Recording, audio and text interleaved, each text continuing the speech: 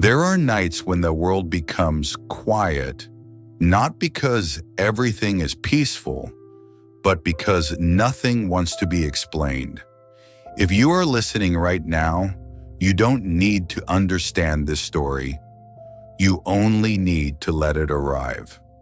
Tonight we speak softly about a lake and the moon it reflected. Once there was a lake hidden deep between hills. It was not large. It was not famous. No maps pointed to it. People passed nearby without knowing it was there. The lake did not mind. It had learned long ago that being unseen was not the same as being empty. During the day, the lake looked ordinary. Its surface showed trees, clouds drifting slowly, and the quiet shape of the sky. Nothing remarkable, nothing demanding attention. But at night, when the world dimmed, the lake changed. Each evening, the moon would rise carefully, as if unsure whether it was welcome. And every night, the lake reflected it. Not perfectly, not brightly, but honestly. The moon once asked the lake, "Why do you show me as I am?" The lake did not answer. It simply remained still. There were nights when the water was calm, and the moon appeared clear, whole, and luminous. On those nights, the moon felt certain of itself.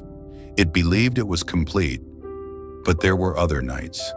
Nights when the wind passed through, when rain disturbed the surface, when shadows stretched across the water. On those nights, the moon appeared broken, fragmented, unclear, and the moon grew uneasy. "Why do I look different?" the moon asked. The lake did not reply. Instead, it allowed the ripples to pass. The moon watched carefully. It noticed something strange. The lake never changed the moon, only the surface through which it was seen. Over time, the moon understood. What it saw in the lake was not a judgment, not a flaw, not a mistake. It was simply a reflection of the moment.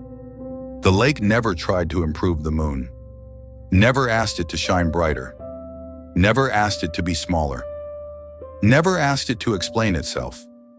It reflected what was present. Nothing more, nothing less.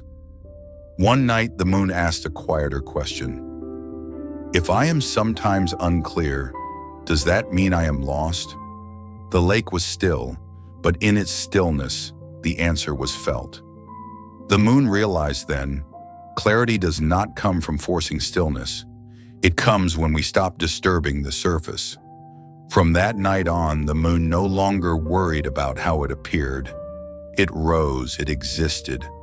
It allowed itself to be seen as it was, and the lake continued to reflect, sometimes clearly, sometimes gently distorted, always truthfully. People eventually found the lake. Some came searching for answers. Some came carrying questions. Some came without knowing why. They looked into the water and saw themselves, sometimes sharp, sometimes uncertain, sometimes unfamiliar. Many turned away quickly. Others stayed. Those who stayed noticed something important. The lake was not asking them to change. It was inviting them to notice. They learned that the reflection was not a verdict, it was a message.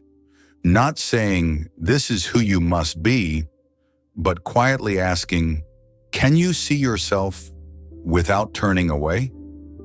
The lake never spoke, yet everyone who listened heard something different.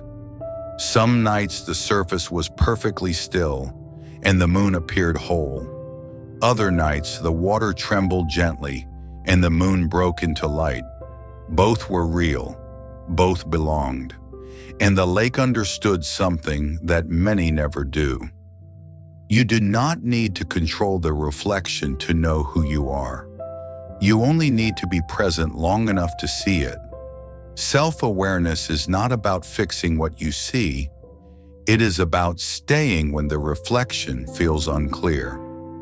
If tonight you feel uncertain or incomplete or unfamiliar to yourself, remember, the lake never judges the moon.